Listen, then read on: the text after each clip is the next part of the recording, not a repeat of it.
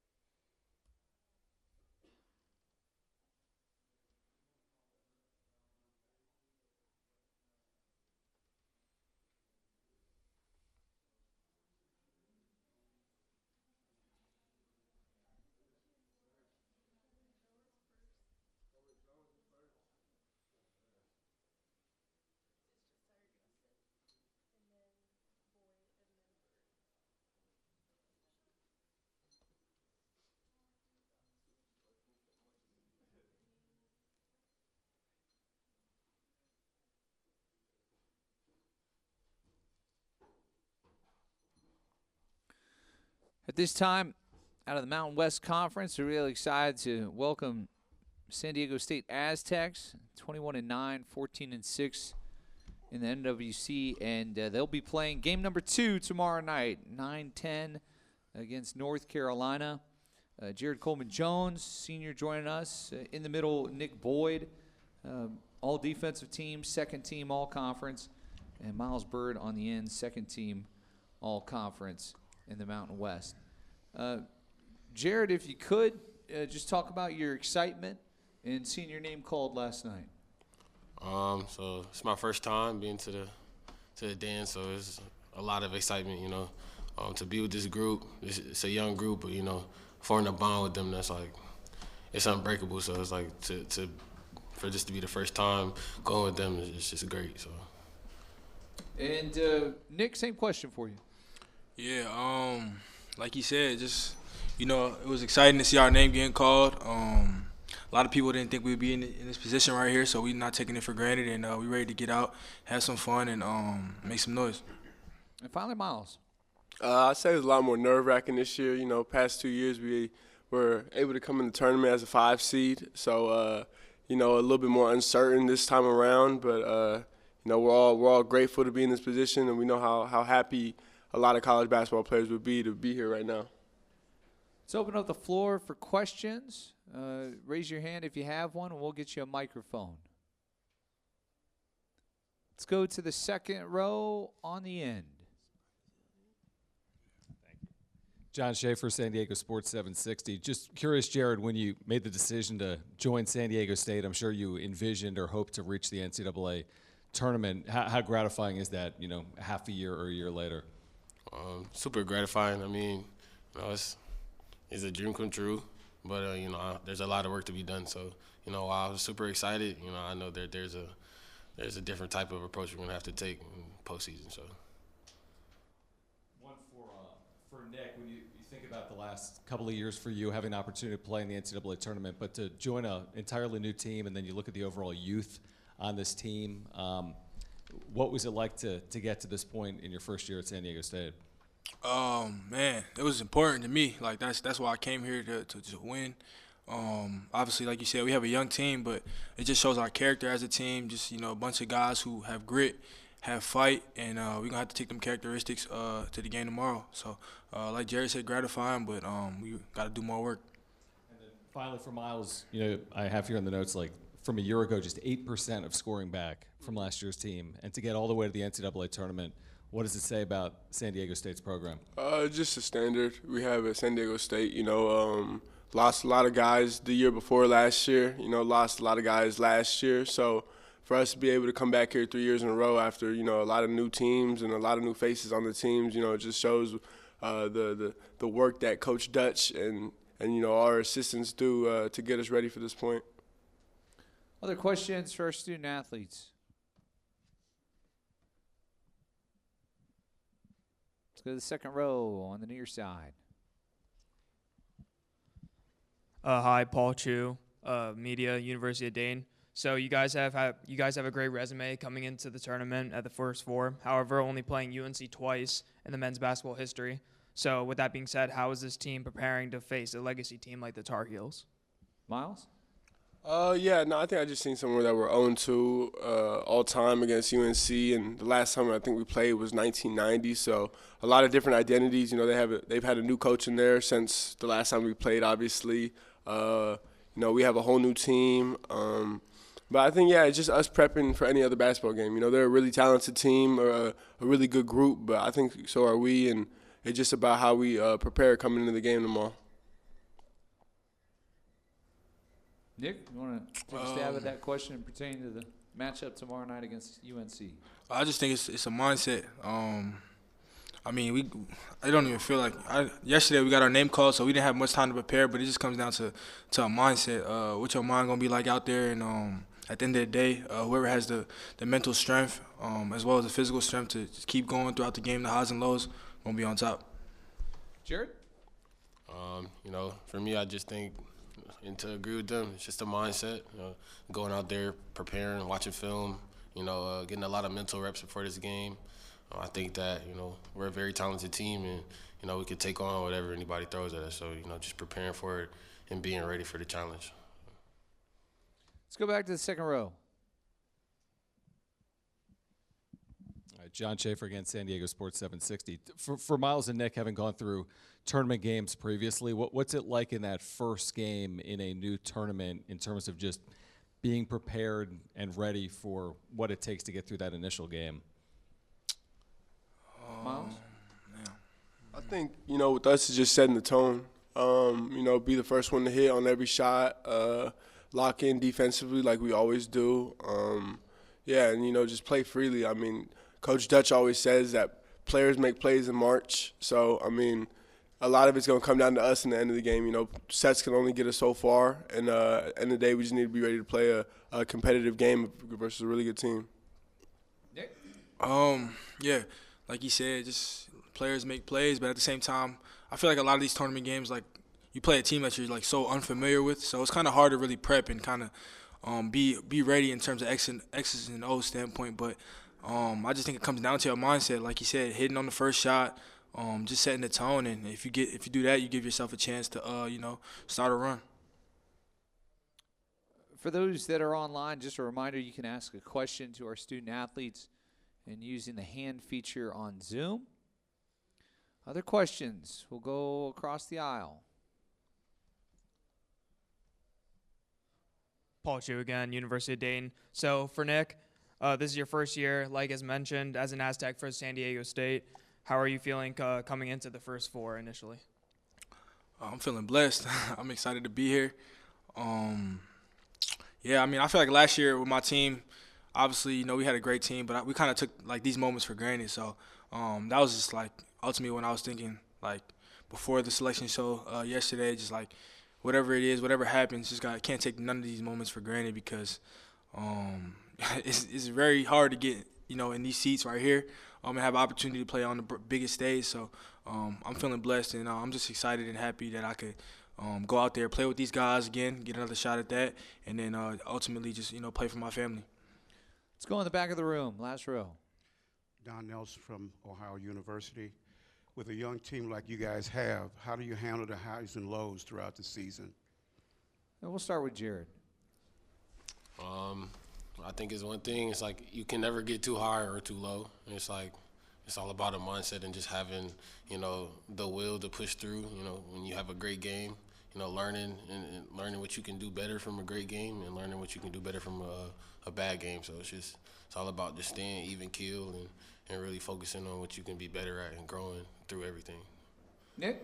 Man, I keep saying the same thing, but I think it's just like your everyday approach. Like whether you win or you lose, how you gonna come into practice the next day? Like you gonna come in there ready to bust your butt, or you gonna take a day off? And I think this group, like we do a good job of competing and just having fight. And I think we've been through some highs and lows throughout this season. Obviously, beat one of the best teams in the country, and then lost a couple at home too. So we've seen both sides of it, but just our ability to come back the next day and fight in practice gave us this opportunity right here. Finally, Miles. Yeah, no, I agree with Nick. I think we can kind of have a mindset at San Diego State. It's win, lose, draw, we still work. So, we've lost some games that we feel like as a group we shouldn't have lost. But I never think that kind of takes our intent away from practice the next day or whenever our next practice is. I think every single time we get the group inside the gym, which is our practice facility, we're in there ready to get better and, take steps further as a group. And I think that helps us out as the year goes on. Nick, you mentioned beating, one of the best in the country.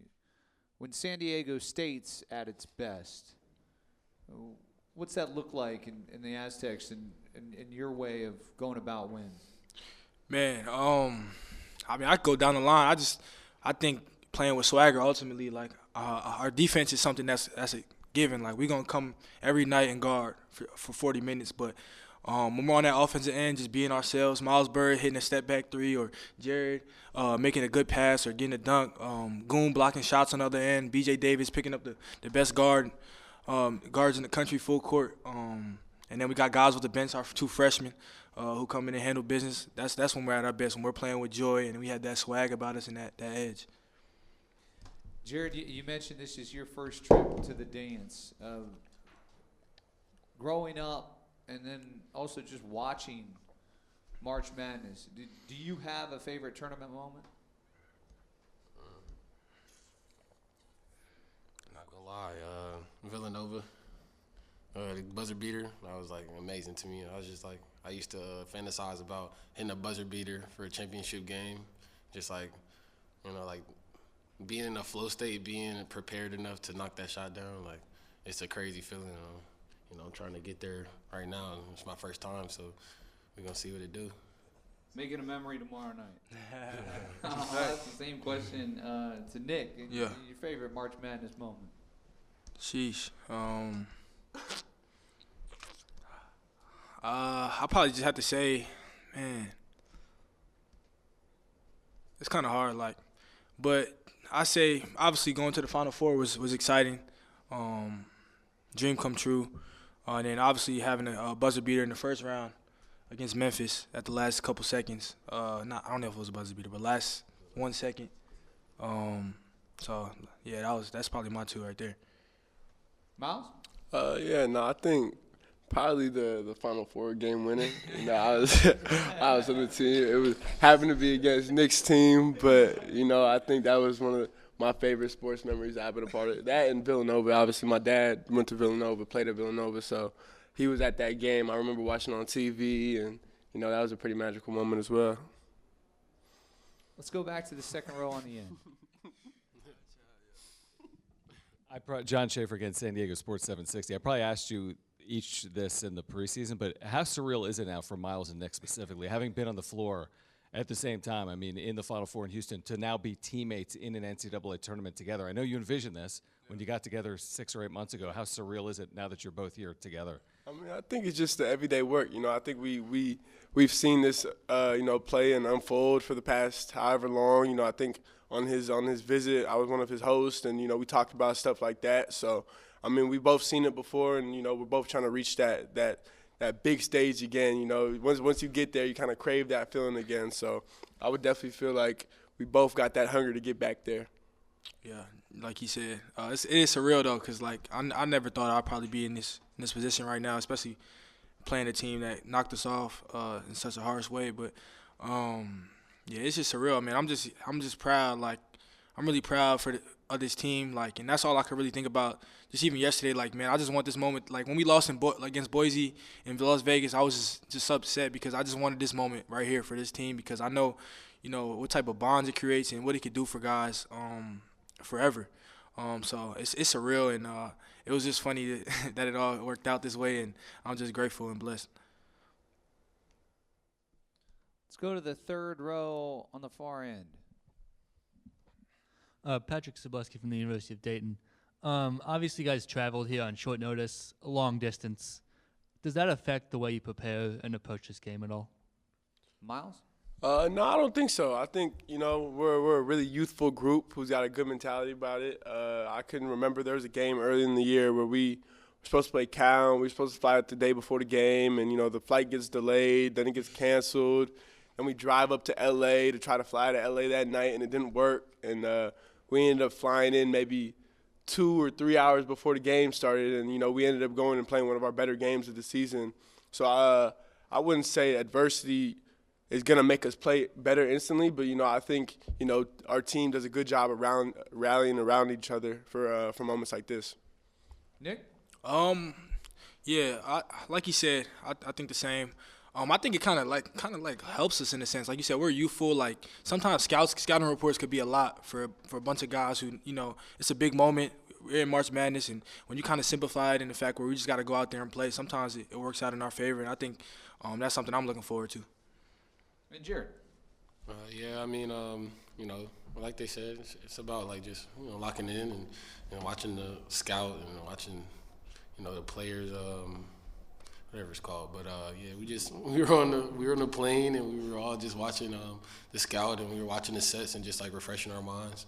And I think that just locking in and having been through that adversity before, flying out and getting stuck in airports and not being able to fly out the day before, I just feel like it's prepared us for this moment. So we'll be good. Got a few more minutes here with our student athletes. Other questions? Go back to the third row. Let's go in the middle there. Ryan Mulcahy, University of Dayton. You touched on this a little bit earlier, but what do you guys think the identity of this team is, and how's that going to end up contributing to success in the tournament? Jared?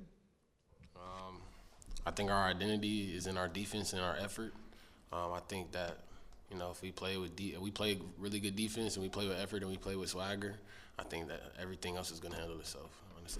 Yeah, like he said, yeah, just I want to be the hardest playing team in this tournament, and if we do that, I think we'll like where we'll be at, and we'll have a chance to beat a good UNC team tomorrow night. And that says all the time. If we get defense and defensive rebound, I think it gives us a pretty good chance against any team in the country. And like Nick and Jared both said earlier, that when we bring the swag and that freedom and confidence to the game that we can and we're capable of doing, I think it gives us a good chance against anybody. San Diego State's obviously had a lot of success looking over the last few years, and so has the Mountain West. Boise State gets left out this year, but they were here a year ago in the first four. Miles, how tough is the Mountain West Conference? Yeah, I don't think people on the East Coast really understand what the Mountain West is really about. Like, I think every game you got to go in there and it's going to be a grind. There's a lot of physical teams in the Mountain West. A lot of them whose identities, kind of revolve around rebounding, like Boise State. And one of the biggest things that people don't take into account is the altitude that you play in. Most of the away teams have altitude at their gym. So, as a team from sea level, you're going out to Utah State to play in the mountains, and then you're going to Colorado State to play in the mountains. Like, that has a little bit more effect as well. So I don't think they I don't know how they take into account the committee or whatever, but I think that's one of the things that gets left untouched or untalked about. And I'll ask the same question to you, Jared, and this being your first year in the Mountain West. Like Miles said, it's very physical. People just really identify with rebounding. I mean, the coach has been preaching that to us all year. It's defensive rebounding, offensive rebounding, establishing ourselves in the paint. To touch on altitude, I think, it's a big thing. I remember going to, I know Wyoming is pretty high, but, Air Force is the one that affected me the most. I think the gym was super cold and it's connected to like a ice rink or something like that. But you know, the air was thin, it was cold. We have to mentally lock in for every game, and it's a grind. Like it's a long, rough season, and you have to really take care of your body and be prepared for the next game. So. Well, amongst the long season, it continues for you guys, and we are so excited to watch you tomorrow night. And we wish you the best of luck against North Carolina. Thank you. Thank you.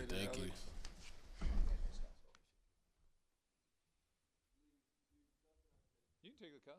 Yeah, that's yours, man.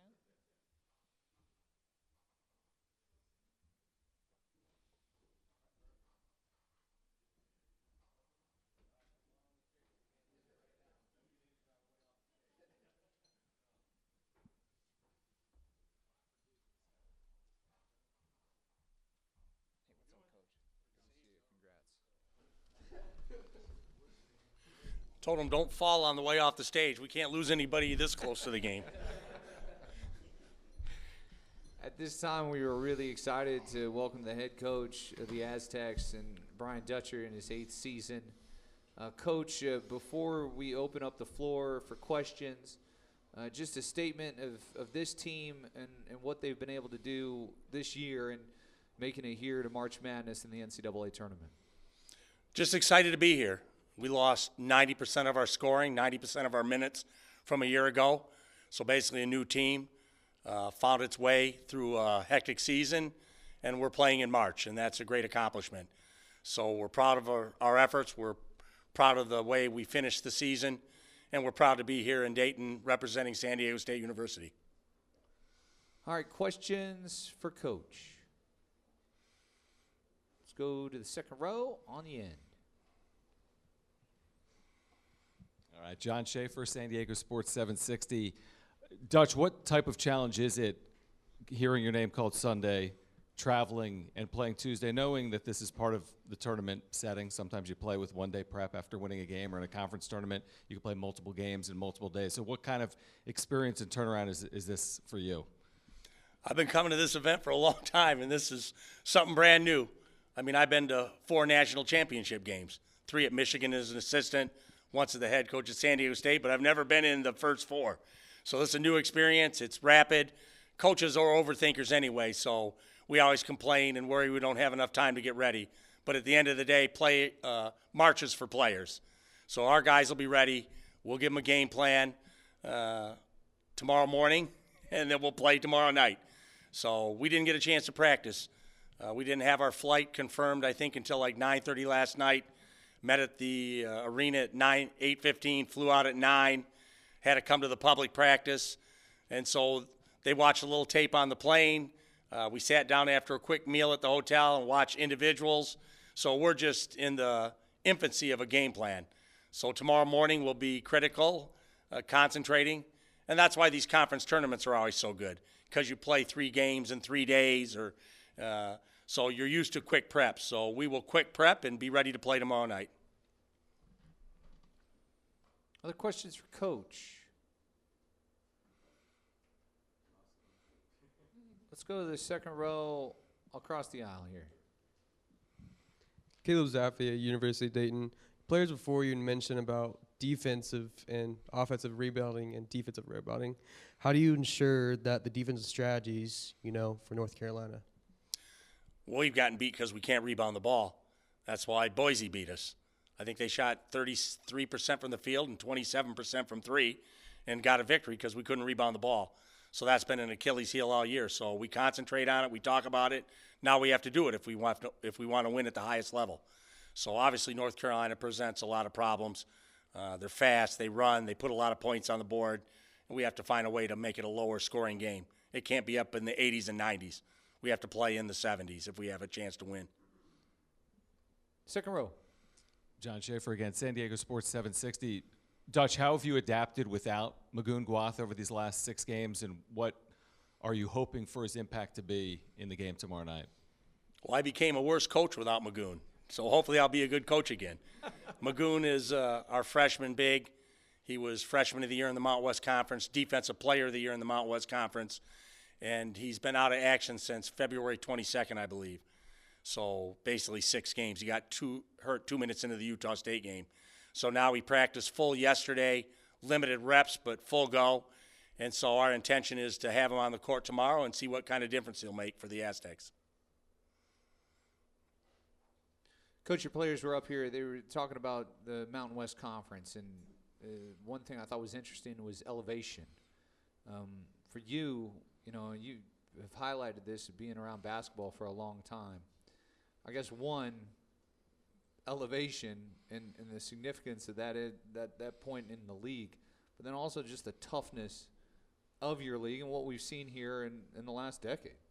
Yeah, playing at altitude is very difficult. And our biggest jump as a program is when we got rid of travel partners, because we'd have to spend 3 or 4 days at altitude to play that second game. And now if we play at altitude, we try to get out the next day, get home, and before we go back and play another game at altitude. So it usually takes 24 to 36 hours. You have the best chance to play. If you stay beyond that, it takes 2 weeks to acclimate. So you look at your team sometimes and you say, why are we running in quicksand? Why are we a half step slow to everything? And it's usually the altitude. A half step slow will get you beat. So, and the other teams know that. New Mexico, Air Force, Wyoming, they all post in the locker room the signs of altitude sickness. So they use it as a psychological tool. So I don't think anyone else in the country is dealing with that other than us and the people that play in the Mountain West. But we're playing at 7,000 feet, and it makes a difference. So we've been tough enough to endure it, to find ways to win in those hard environments against good teams too. I'm not saying the only reason we get beat is altitude. They've got good teams, and they're playing at altitude. And so that makes it doubly tough sometimes in the Mountain West. I don't think it's people around the nation really appreciate what that's like. Other questions for Coach? Let's go back to the second row. Dutch, in the short period of time you've had since you found out it's North Carolina, when you turn on the film, when you see the job Hubert Davis has done, I mean, obviously they were in a national championship game the year before you were in a national championship game. R.J. Davis was on that team. He's still here in 2025. What do you see from North Carolina that sticks out on film?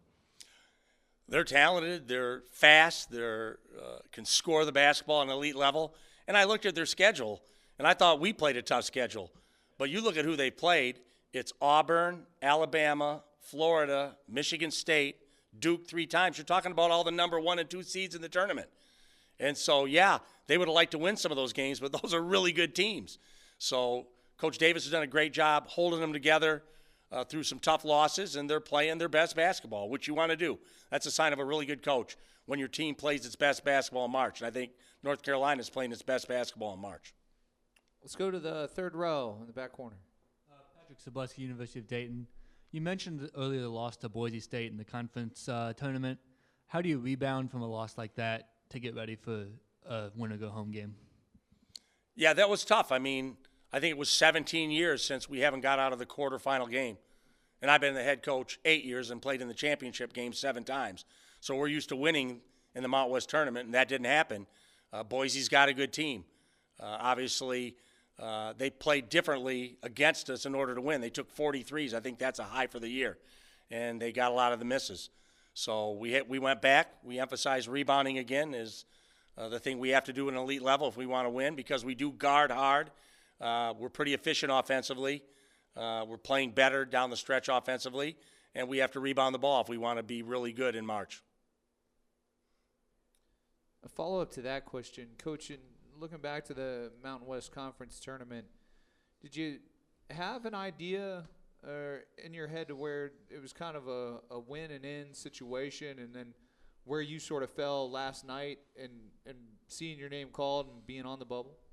Yeah, it was tough. I mean, we try to take care of all the things we can when we schedule. We played the 7th toughest non-conference schedule in the country this year because we know that's important to the committee. And even with that being said, with wins over Houston and Creighton, and then our crosstown team, UCSD, who won both regular season conference tournament in the Big West, we were one of the last 2 teams in. So we have to continue to study what the committee's looking at and schedule appropriately. We want to play the toughest schedule we can play.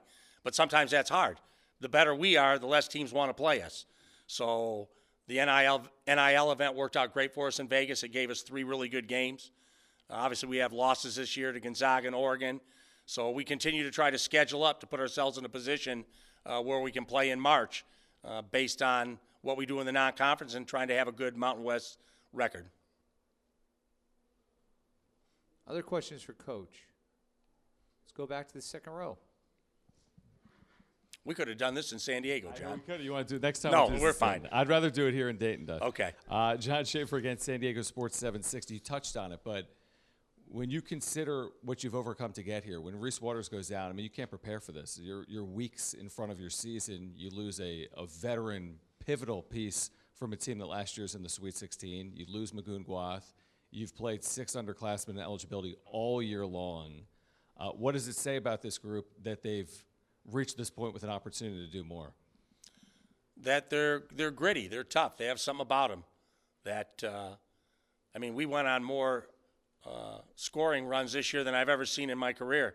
Down 18, 19 points and go on a 17-0 run, 20-0 run, 18-0 run, all in one season. So they've got a toughness about them when things aren't going right, that they don't give in, that they find a way to continue to fight for 40, and that's allowed us to have some success. That they're young, they make young mistakes, but it's not a lack of effort, it's not a lack of fight, and that's what's allowed us to be sitting here today. And a follow-up question to that, has there been something that surprised you about this group? Well, sometimes I say it's like coaching, and sometimes it's like babysitting. So when it's coaching, we're better. When I'm babysitting, it's harder. So they're young, but they're getting better. You know, they're getting better. And so hopefully in the NIL era, I can return this team next year. I've got a lot of really good players that are supposed to come back next year, and we'll grow from this year, try to make a run this year, and then be better next year. Let's go to the second row. Will Martin, University of Dayton Media. How do you make sure the players are mentally prepared, knowing one loss could end the season? Yeah, that's the beauty of this year. You know, it's the ending is so sudden. No matter how much you know it's one and done, when you go in the locker room and the season's over, it's devastating. Whether it's losing to Connecticut 2 years ago in the championship game or losing to Connecticut last year in the Sweet 16. I mean, over the last 2 years, we're 7 in UConn. We ran into them twice, and they're the national champs. So hopefully we can continue that run and find UConn in the bracket somewhere down the road and get our revenge. But it's hard. It's hard. Winning in March is hard. And I remember my first head coaching NCAA victory. Everybody was so happy for me, and I was more happy for the kids.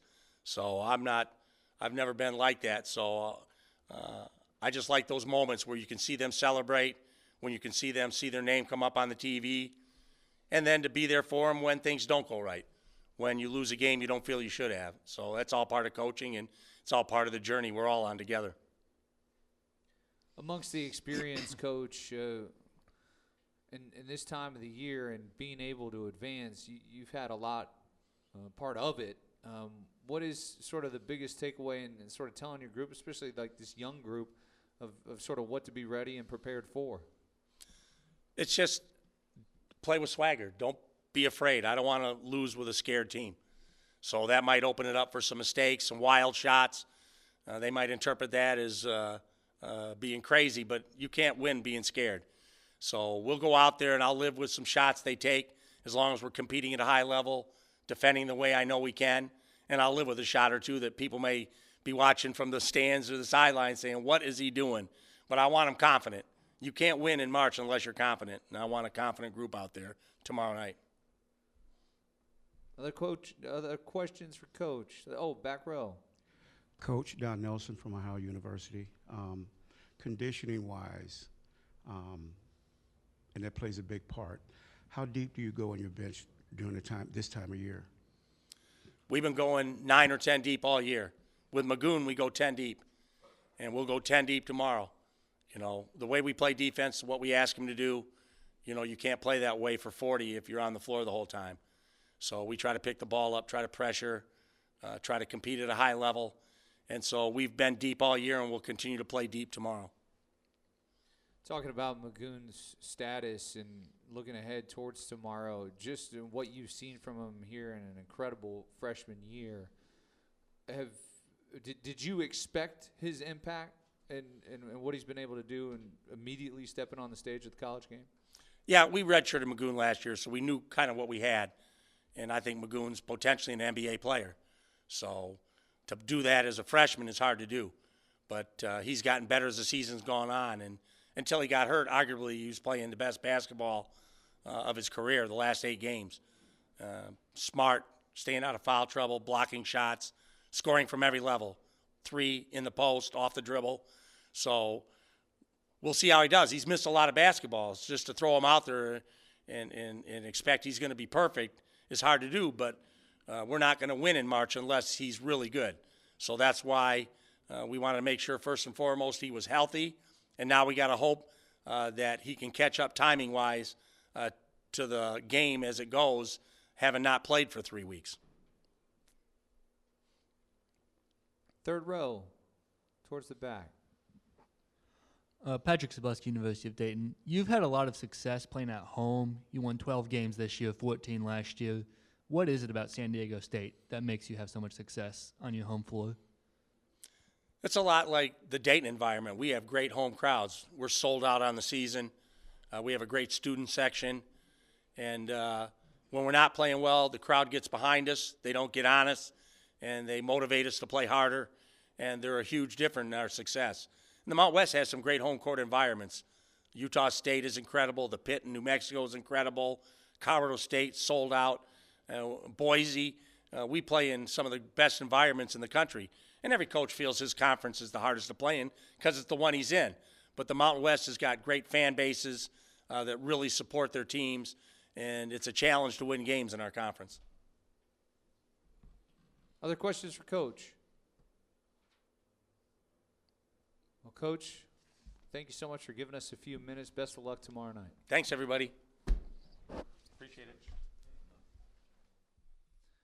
Just a reminder, this will be available online at ncaa.veritone.com, as Hammond Communications will post the recording in the NCAA Digital Media Hub, and then transcripts will be provided here shortly.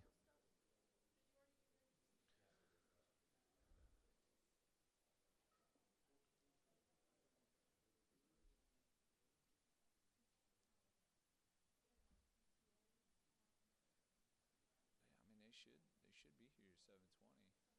Yeah. I haven't been told otherwise that they're not in the building. No.